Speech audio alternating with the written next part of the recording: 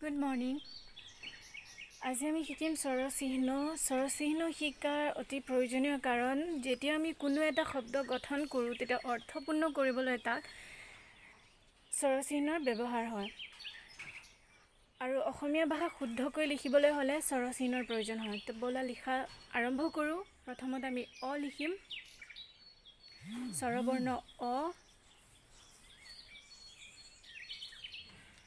প্ৰথমতে কৈ দিওঁ যে স্বৰবৰ্ণ অৰ কোনো নিৰ্দিষ্ট চিন নাই, কিন্তু প্ৰথমতে আৰু এটা কথা মনত ৰাখিবা যে অৰ কোনো নিৰ্দিষ্ট চিন নাথাকিলেও ই কিন্তু প্ৰত্যেক ব্যঞ্জন বৰ্ণৰ লগত উচ্চাৰণৰ শেষত ধ্বনি অযুক্ত হৈ থাকে। এতিয়া আমি আহোঁ আলৈ।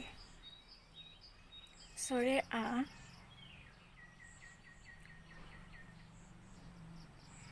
স্বৰে আৰ স্বৰচিহ্ন হৈছে আকাৰ।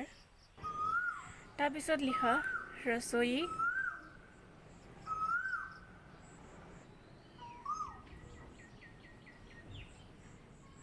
হ্ৰস্বইৰ স্বৰচিহ্ন হৈছে হ্ৰস্বইকাৰ। ইয়াক হ্ৰস্বইকাৰ বুলি কোৱা হয়। তাৰপিছত লিখা দীৰ্ঘই,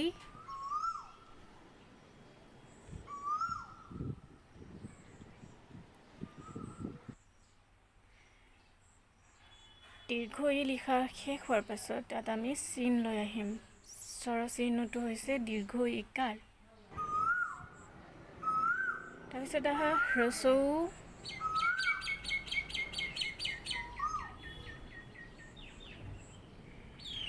হ্ৰস্বউৰ স্বৰচিহ্ন হ্ৰস্বউকাৰ। তাৰপিছত দীৰ্ঘউ,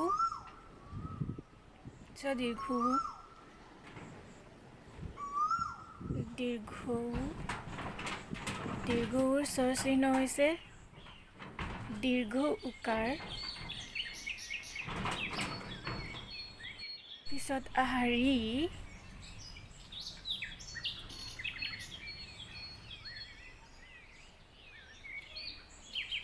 ৰিৰ স্বৰচিহ্ন হৈছে ৰিকাৰ।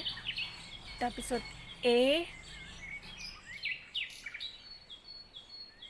এৰ স্বৰচিহ্ন হৈছে একাৰ। তাৰপিছত ঐৰ স্বৰচিহ্ন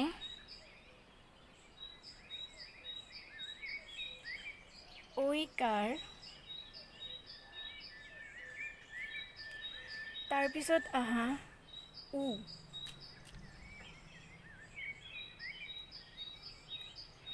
উৰ স্বৰচিহ্ন হৈছে উকাৰ।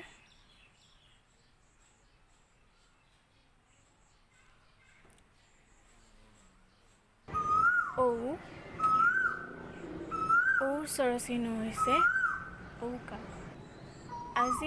আজি ইমানখিনি শিকা। তাৰপিছত কালি আমি ইয়াৰ ব্যৱহাৰ উদাহৰণৰ সৈতে শিকিম। এইটো শিকি ৰাখিবা, কালি আমি ইয়াৰ উদাহৰণ দিম।